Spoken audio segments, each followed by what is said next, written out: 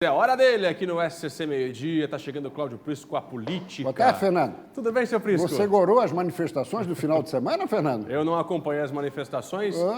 Acredito que as de setembro agora deverão ser maiores. Ah, perfeito. Agora, o detalhe, meu Cláudio Prisco, paraíso, é o seguinte: por que tanta rejeição a mais uma modalidade de segurança das urnas? Bom, por que a rejeição primeiro tão grande vamos ver as imagens. por parte do STF? Pode ir rodando aí, grande Romeu, as imagens. Florianópolis aí? Foram 18 estados, exatamente, foram 18 estados brasileiros com manifestações. Não foram, evidentemente, grandiosas, estupendas, mas foram representativas. Aqui em Santa Catarina, tivemos em vários municípios, com destaque para Joinville, Florianópolis, Blumenau, Itajaí, Balneário Camboriú, Tubarão e Criciúma. A população foi às ruas deixar muito claro, deseja voto impresso e auditável. Ah, mas não foi uma manifestação tão forte. Então, vamos aguardar que os demais partidos da esquerda convoquem manifestações que são contra o voto impresso, para daí podermos dimensionar. E outra, por que essa preocupação da Justiça Eleitoral em buscar mecanismos que ofereçam mais segurança numa ponta e mais transparência na outra extremidade para a votação da população brasileira? Quem está vendo?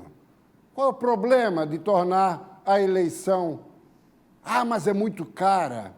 Estão falando em 2 bilhões e 500 milhões. É menos da metade desse vergonhoso fundo eleitoral aprovado na Câmara, de quase 6 bilhões de reais.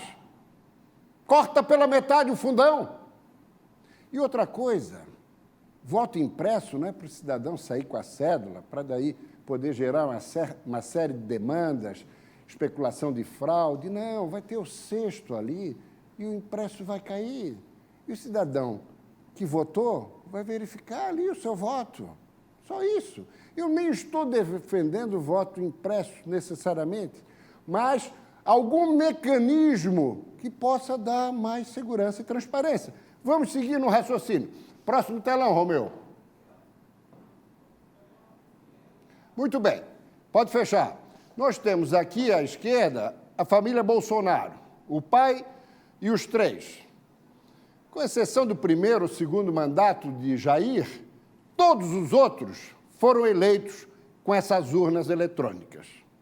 Na quinta-feira, já falei aqui na sexta, Jair Bolsonaro não conseguiu provar que há fraude ou, em algum momento, houve irregularidade na urna eletrônica.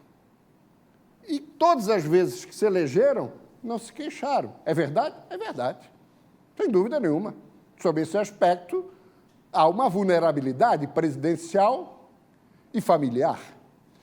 Ao centro, Aécio Neves, que foi derrotado por Dilma Rousseff no segundo turno, e ali à direita, o presidente do Tribunal Superior, à direita minha, à esquerda de quem está à frente da televisão, Luiz Roberto Barroso, presidente do Tribunal Superior Eleitoral, o Barrosão, ou melhor, o Barrozinho, né?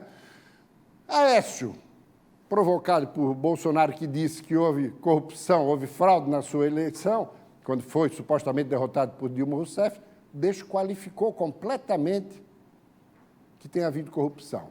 Mas, em 2015, Carlos Sampaio, do PSDB Nacional, fez um relatório mostrando claramente que a urna eletrônica, isso é um posicionamento oficial do PSDB, que a urna não era auditável, portanto, inauditável.